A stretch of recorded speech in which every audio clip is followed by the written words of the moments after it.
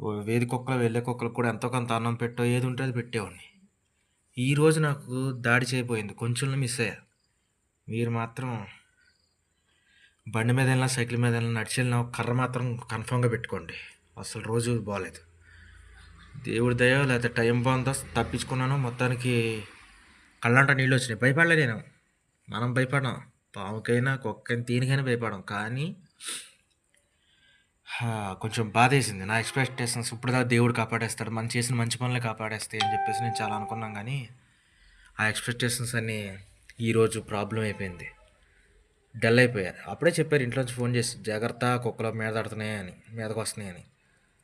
ఏంటో అనుకున్నాం గానీ నిజంగా మీదకొస్తదని నాకు తెలీదు. మీరు మాత్రం జాగ్రత్త. శుభం భూయాత్. రక్షమాం రక్షమాం. జై శ్రీమన్నారాయణ.